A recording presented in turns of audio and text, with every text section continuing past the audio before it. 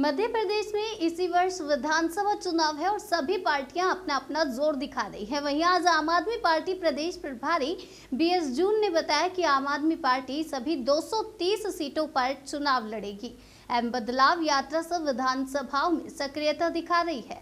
मध्य प्रदेश में शिक्षा, स्वास्थ्य, महिला सुरक्षा, बिजली, पानी जैसे अहम मुद्दों पर सत्ताधारी पार्टी को आप पार्टी घेरेगी। व्यापम से पटवारी घोटाला बढ़ा है, इस घोटाले की जांच सीबीआई से कराई जाए, ये मांग की जा रही है। वहीं मध्य प्रदेश में लॉ एंड ऑर्डर की स्थिति बद से बदतर हो गई है। यहां दलितों पर अत्याचार भाजपा कर रही है। अगले 3 महीने में मध्य प्रदेश में असेंबली के चुनाव होने जा रहे हैं और आम आदमी पार्टी ने डिसाइड किया है कि 230 की 200 सीटों का हम गंभीरता से चुनाव लड़ेंगे। उसकी तैयारियां भी हमने शुरू कर दी हैं। पिछले 3-4 दिन से हम हर विधानसभा में जाकर एक बदलाव पद यात्रा कर रहे हैं। मैं खुद 5-6 विधानसभाओं में पिछले 2-3 दिन में जा चुका हूँ और वहाँ जाके लोगों को बता रहे हैं कि हमारी पॉलिसीज़ क्या हैं। हमने पिछले 9 साल में दिल्ली में क्या किया, हमने 1.5 साल में पंजाब में क्या किया और हमारी नीतियाँ क्या हैं और आम आदमी की हम लाभकारी नीतियाँ कैसे आगे लेके आ सकते हैं। ये कोई जो हमने प्रोग्राम शुरू किया है वो ना तो कोई मीटिंग है, ना कोई रैली है, ना कोई छोटी कॉर्नर मीटिंग है, बल्कि हम खुद लोगों के पास जा रहे हैं मार्केट प्लेसेस पे या जहाँ भीड़ भाड़ का इलाका है वहाँ जाके हम लोगों को समझाने की कोशिश कर रहे हैं और एक पम्फलेट, एक पर्चा हम दे रहे हैं जिसमें हमारी अपनी उपलब्ध वो अचीवमेंट्स हैं और 70 साल में जो कांग्रेस और बीजेपी ने क्या किया, कितने मध्य प्रदेश में घोटाले हुए, वो सारे के सारे हम लोगों को एक्सप्लेन कर रहे हैं, उनको बता रहे हैं। और हम उनको बार बार एक ही बात कहते हैं कि आप इस पर्चे को पढ़िए और पढ़ने के बाद अगर आपको लगे कि अरविंद केजरीवाल जी आम आदमी पार्टी की नीतियाँ सही हैं, कल्याणकारी हैं, गरीब लोगों के लिए हैं, मजदूरों के लिए हैं, किसानों के लिए हैं, स्टूडेंट्स के लिए हैं, आम पब्लिक के लिए हैं, तो हमें कम से कम एक मौका दें। और अगर हम कोई काम पिछले अगले 5 साल में अगर हमारी सरकार बनती हम काम ना कर पाएँ तो हम उसके बाद वोट मांगने पब्लिक के पास नहीं जाएंगे। हम यहाँ तक बोल के आते हैं कि आप हमारे प्रोग्राम देखिए और कितने अच्छे प्रोग्राम हमने शुरू किए हैं 2 स्टेट्स में और वो सारे के सारे प्रोग्राम चाहे शिक्षा का हो, स्वास्थ्य का हो, बिजली का हो, पानी का हो, महिला सुरक्षा का हो, करप्शन का हो, बेरोजगारी का हो, ये सारे के सारे मुद्दे हम मध्य प्रदेश की जनता के सामने रखेंगे और उनका समाधान भी बताएंगे। जैसा कि आप लोग डेली पब्लिश करते हैं, मध्य प्रदेश एक घोटालों का प्रदेश बन गया है। अभी हाल में ही पटवारी घोटाला हुआ, ऐसा लगता है वो व्यापम से बड़ा घोटाला है। एक बीजेपी के विधायक के अपने कॉलेज से 117 कैंडिडेट्स पास होते हैं और उनमें से 7 पहले 10 में, तो ये घोटाला नहीं तो और क्या है। इसी प्रकार जोरा में 21 में से 17 ऐसे कैंडिडेट्स थे जिनके एक जैसी बीमारी बताई कि उनके कान में गड़बड़ है और वो विकलांगता की उसकी सीमाएँ में आते हैं और वो 17 के 17 एक ही जाति के। तो इससे साबित होता है कि ये बहुत बड़ा घोटाला है। हमने मांग की है कि इस घोटाले की जांच जो है वो सीबीआई से कराई जाए और या फिर हाईकोर्ट के किसी सिटिंग जज से कराई जाए ताकि सच्चाई सामने आ सके। क्योंकि चाहे आहार घोटाला हो, पोषण घोटाला हो, स्कूल वर्दी का घोटाला हो, हर तरफ चारों तरफ घोटाले मध्य प्रदेश में हो रहे हैं और आम आदमी पार्टी दृढ़ संकल्प है कि जब भी आम आदमी पार्टी की सरकार इस प्रदेश में बनती है तो हम सब इन घोटालों की जांच करेंगे और लोगों के अच्छा और बढ़िया शासन देंगे और आम आदमी पार्टी के बारे में सोचेंगे। दूसरी बात आती है लॉ एंड ऑर्डर की। आज पूरे मध्य प्रदेश में जो लॉ एंड ऑर्डर की हालत है वो आप खुद देखते हैं, डेली आप रिपोर्ट करते हैं, चाहे मीडिया में हो, चाहे प्रिंट मीडिया में हो, इलेक्ट्रॉनिक मीडिया में हो, कहीं ना कहीं किसी दलित के साथ अत्याचार किया जाता है। अब कल परसों की घटना है कि किसी दलित के मुंह में गंदगी डाल दी गई और पंचायत ने उस युवक को सिर्फ फाइन करके जुर्माना करके छोड़ दिया, ना उसमें कोई एफआईआर हुई, ना उसमें किसी की गिरफ्तारी हुई। इससे पहले आपने रिपोर्ट किया था आप लोगों ने कि एक दलित युवक के मुंह में जो है, आदिवासी के युवक के मुंह में पेशाब डाल दिया गया और फिर उसके बाद सीएम साहब ड्रामा करते हैं, घर पे बुलाते हैं अपने पे, उसके पैर धोते हैं। तो ये सब ऐसी बातें हैं कि भाई आप उनकी समस्याओं का समाधान कीजिए। आप उनको अच्छी शिक्षा दीजिए। अब उनके समस्याओं का जब आप समाधान करेंगे तो वो वर्ग अपने आप ऊपर आ जाएगा। लेकिन उस तरफ ध्यान ना दे के लीपापोती कर रहे हैं, जैसे कि पैर धो दिए या किसी को कंपनसेशन दे दिया थोड़ा बहुत, या एक झूठा आश्वासन दे दिया। तो ये आश्वासन दिए जा रहे हैं, झूठे आश्वासन दिए जा रहे हैं और असल में धरातल पे कोई काम नहीं हो रहा है। तीसरी बात है कि जैसे आप लॉ एंड ऑर्डर की बात करें कि ग्वालियर में एक लड़की को गोली मार के हत्या कर दी। छतरपुर में एक लड़की जिसको मंचली बहुत तंग करते थे, उस लड़की ने आखिर में आके तंग आके आत्महत्या कर ली, और जब उसके परिवार को न्याय नहीं मिला तो उसके पिता ने भी आत्महत्या कर ली। इससे आप देख सकते हैं कि लॉ एंड ऑर्डर की सिचुएशन मध्य प्रदेश में कैसी है। रेली कहीं ना कहीं कोई हत्या हो रही है, कहीं रेप हो रहा है, कहीं किसी पुलिस वाले की पिटाई हो रही है, कहीं दलितों की पिटाई हो रही है, कहीं आदिवासियों की पिटाई हो रही है। तो लॉ एंड ऑर्डर की सिचुएशन बहुत ख़राब है मध्य प्रदेश में, और हम वायदा करते हैं कि जब भी हम सत्ता में आएंगे हम लॉ एंड ऑर्डर की सिचुएशन ऐसी इम्प्रूव करेंगे जैसे आज हमने पंजाब में की हुई। पंजाब में जब हमारी सरकार बनी तो एक एलिगेशन आया कि पंजाब में ड्रग्स का प्रचलन है और ये चीफ मिनिस्टर काम नहीं कर पाएंगे, लेकिन भगवंत मान जी ने वह हर चीज़ को संभाला। आज ड्रग्स पे भी कंट्रोल है, लॉ एंड ऑर्डर पे भी कंट्रोल है। एक उग्रवादी जो मतलब खुलेआम पुलिस स्टेशन में घुस के उग्रवादियों को छुड़वा के ले गए थे, उसको इतने शानदार तरीके से अरेस्ट किया गया कि एक गोली नहीं चली, कहीं कोई एक कतरा खून का नहीं बहा और उनको अरेस्ट कर दिया गया। तो ये सूझबूझ का और एक अच्छे प्रशासन की अचूक वो बातें हैं जिसको हम मध्य प्रदेश में भी लागू करेंगे और अच्छा शासन देंगे। उसके बाद आता है कि जैसे आपने बताया कि मैंने बताया कि ये घोटाले हो रहे हैं, उनमें सिर्फ बीजेपी के नेताओं का ही नाम क्यों आता है? कोई सा भी घोटाला हो, बीजेपी का कार्यकर्ता है, बीजेपी का एमपी है, बीजेपी का मिनिस्टर है या बीजेपी का विधायक है, चारों तरफ जितने भी घोटाले हैं उनमें सिर्फ और सिर्फ बीजेपी के लोगों का नाम सामने आ रहा है। तो उन सब की इंक्वायरी कोई आज के दिन नहीं हो रही है, और हम विश्वास दिलाते हैं कि जब भी हमारी सरकार बनेगी इन घोटालों की जांच सही तरीके से कराई जाएगी और दूध का दूध और पानी का पानी किया जाएगा। इसके बाद मणिपुर पे आते हैं हम। पिछले 80 दिन से मणिपुर में जो कुछ हो रहा है वो देश के लिए, पूरे देश के लिए नहीं, पूरे विश्व के लिए शर्मनाक है, पूरी मानवता के लिए शर्मनाक है। 80 दिन से हमारे प्रधानमंत्री जी कभी फ्रांस चले जाते हैं, कभी यूनाइटेड अमेरिट्स चले जाते हैं, लेकिन मणिपुर पे एक शब्द नहीं कहते। 2 महिलाओं को निर्वस्त्र घुमाया गया सड़कों पे। कल परसों एक 80 साल की औरत को जिंदा जला दिया। तो ये मणिपुर में जो घटनाएं घट रही हैं, इस पे ऐसा लगता है कि मणिपुर इस देश का हिस्सा है ही नहीं। ये बीजेपी ने मान लिया है, बीजेपी की सरकार ने, कि मणिपुर इस देश का हिस्सा नहीं है, इस वजह से वहाँ कोई कार्रवाई करने की ज़रूरत नहीं है। जबकि अभी तक प्रेसिडेंट रूल क्यों नहीं लागू किया गया?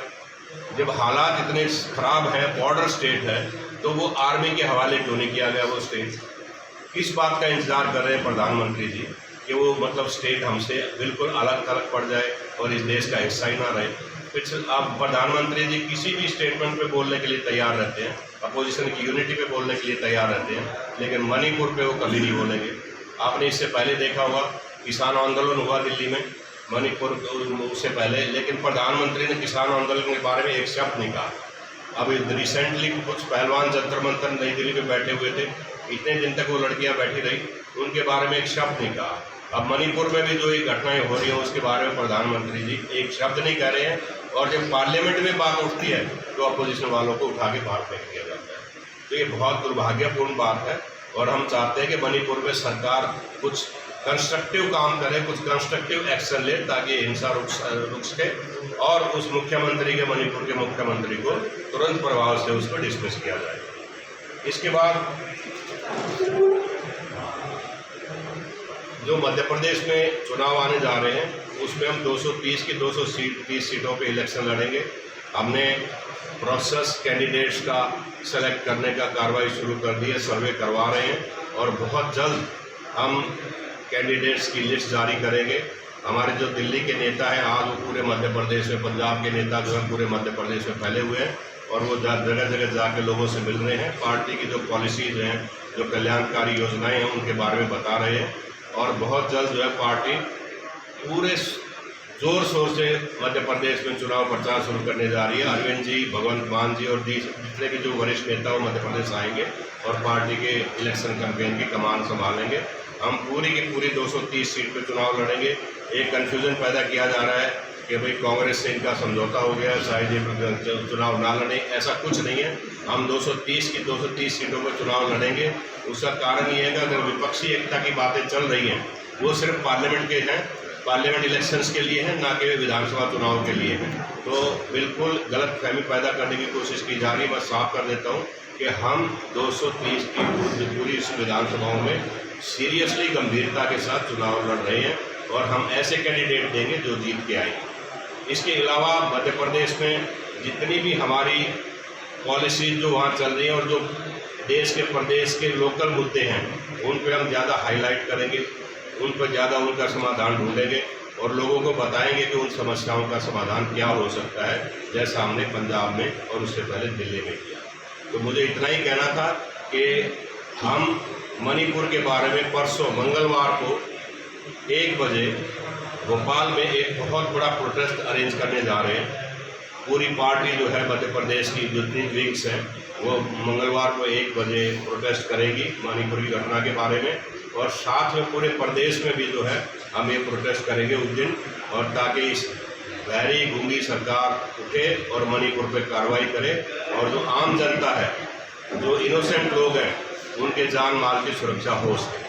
तो एक प्रोटेस्ट का प्रोग्राम हम परसों के लिए कर रहे हैं, और दूसरा जो ये हमारा विधानसभाओं में पदयात्रा, बदलाव पदयात्रा, उसको हम अब जारी रखे हुए हैं, क्योंकि पब्लिक मध्य प्रदेश में जान गई है कि बदलाव होना चाहिए। 70 साल में जो लोगों को लूटा गया, जो लोगों को दमन किया गया, उससे छुटकारा पाने के लिए अगले इस इलेक्शन में एक आम आदमी पार्टी आशा की किरण के रूप में उभरी है, और हम जनता पे बिल्कुल खरे उतरने जा रहे हैं, जनता की अपेक्षाओं पे, और हम साबित करेंगे कि हम सिर्फ पूरे झूठे वायदे नहीं करते, बल्कि हम धरातल पे काम करते हैं और गरीब, मजदूर, किसान, स्टूडेंट्स, महिला सुरक्षा के बारे में काम करते हैं। और जिससे मैं पिछले 5 दिन से जितने भी 5-6 विधानसभाओं में गया, लोग बड़े इम्प्रेस हैं कि हम उनके मुद्दे उठा रहे हैं जो उनको डायरेक्टली हिट करते हैं। तो मुझे यही आज इस प्रेस कॉन्फ्रेंस में कहना था कि हम ज़ोर शोर से 230 विधानसभाओं में चुनाव लड़ने जा रहे हैं। धन्यवाद। सर, आपका क्राइटेरिया क्या रहेगा? क्रिमिनल हिस्ट्री इत्यादि मिलेगा क्या? आप किस क्राइटेरिया के? देखिए, क्रिमिनल हिस्ट्री का जहाँ तक सवाल है, अगर कोई बदनाम आदमी है हम उसको टिकट नहीं देंगे। हमारा टिकट देने का एक प्रोसेस बिल्कुल क्लियर है इस पार्टी में। जब भी किसी का बायोडाटा आएगा जो हमारी पार्टी ज्वाइन करेगा, तो हम उसके 3 सर्वे कराते हैं उस एरिया में। अगर वो आदमी सर्वे में टॉप पे आता है तो अभी हम उसको टिकट देंगे। अदरवाइज कोई ये सोचे कि चलो हम आम आदमी पार्टी में जाकर टिकट मिल जाएगी, ऐसा नहीं है। कोई पैसे के बल पे टिकट लेना चाहेगा, उसको टिकट नहीं मिलेगा। सिर्फ एक क्राइटेरिया है, और वो है समय। सर, भाजपा कांग्रेस के कितने असंतुष्ट नेताओं को आम आदमी पार्टी से टिकट? अगर कोई अच्छा नेता उधर से आता है तो हम जरूर उसके बारे में सोचेंगे, लेकिन अगर कोई ये सोच के आए कि चलो अब भाजपा कांग्रेस में लूट लिया और हम आम आदमी पार्टी में जाकर लूट खसोट करेंगे, ऐसे किसी नेता को हम नहीं लेंगे। और जब हम सर्वे करवाएंगे तो बात अपने आप ऊपर आ जाएगी कि इस आदमी का पास्ट कंडक्ट कैसा रहा। चुनाव में मुख्य मुद्दे आम आदमी पार्टी, चुनाव में मुख्य मुद्दे क्या होंगे? मुख्यमंत्री चेहरा, मेरे ख्याल में ये अभी हाइपोथेटिकल क्वेश्चन है, अभी इस पर हमें ज़्यादा जरूरत देने की जरूरत नहीं है। हमारे पास नेता बहुत हैं आम आदमी पार्टी में, और जब भी समय आएगा हमारा जो पार्टी हाईकमांड है, शीर्ष नेतृत्व है, वो इस पर डिसाइड करेगा कि चुनाव में मुख्यमंत्री चेहरा कौन होगा। सर, मेरा प्रश्न मुख्य मुद्दों का था। मुख्य मुद्दे चेहरा देखिए, हमारा यूएसपी क्या है? यूएसपी हमारा शिक्षा, स्वास्थ्य, बिजली, पानी, 4 तो ये मुख्य मुद्दे होंगे। उसके बाद जो मुद्दे हैं, भ्रष्टाचार है, बेरोजगारी है, महिला सुरक्षा है, मजदूरों का है, किसानों का है, जितने भी आज के दिन स्थानीय मुद्दे हैं वो सारे लेके चलेंगे। लेकिन 4 वो मुद्दे ऐसे हैं, जैसे हमने सबसे बढ़िया, जैसे स्कूल हमने दिल्ली में दिया वो पंजाब में दे रहे हैं, वैसे ही स्कूल व्यवस्था हम मध्य प्रदेश में करेंगे, वैसे ही स्वास्थ्य केंद्र हम मध्य प्रदेश में खोलेंगे। आज हम कोई 600-700 मोहल्ला क्लिनिक पंजाब में खोल चुके हैं। हमारी प्लानिंग क्या है, जो दिल्ली से हमने शुरू की थी, कि हर 1000 मीटर के बाद एक मोहल्ला क्लिनिक होना चाहिए, और वही हम मध्य प्रदेश में शुरू करेंगे। मान लिया मध्य प्रदेश का एरिया बहुत ज़्यादा है, तो हम ये कर सकते हैं कि हम हर एक गांव में एक मोहल्ला क्लिनिक, तो वो हमारी प्राथमिकता रहेगी। दूसरा रहेगा बिजली का। बिजली की दरें बहुत ज़्यादा है, हमारा दिल्ली में क्या है, 200 यूनिट फ्री, 400 यूनिट आधी। वही पॉलिसी अब यहाँ अप्लाई करेंगे, किसानों के लिए बिजली माफ़ करेंगे। दूसरी बात, ये बिजली का पानी का अच्छा पानी, साफ पानी लोगों के घरों तक जाए, नलों के थ्रू जाए, क्योंकि आज देखा कि भाई तकरीबन पानी ग्राउंड वाटर खराब हो चुका है, तो लोगों को साफ और स्वच्छ पानी देना वो भी एक हमारी प्राथमिकता है। बाकी महिला सुरक्षा का है, जितने स्टेप्स हमने महिला सुरक्षा के लिए हैं दिल्ली में या पंजाब में, चाहे CCTV कैमराज हो, चाहे बसों में मार्शल लगाने की बात हो, चाहे पैनिक बटन लगाने की बात हो, ये सारे के सारे समाधान हम दिल्ली इसमें भी करेंगे। मध्य प्रदेश में एक सबसे बड़ा इशू क्या है कि मध्य प्रदेश में जो ट्रांसपोर्ट है, परिवहन है, वो सब प्राइवेट हाथ में है, जिससे महिला सुरक्षा क्या, आम आदमी भी सुरक्षित नहीं है। तो हमारी ये प्रायोरिटी होगी कि हम दोबारा से परिवहन सेक्टर को पब्लिक सेक्टर में लेके आए, गवर्नमेंट के अंडर लेके आए, उससे एम्प्लॉयमेंट भी जनरेट होगी और लोगों के सुरक्षा की भावना भी मिलेगी। दिल्ली महिलाओं के लिए सबसे अनसेफ महानगर बताया NCR। कौन सा?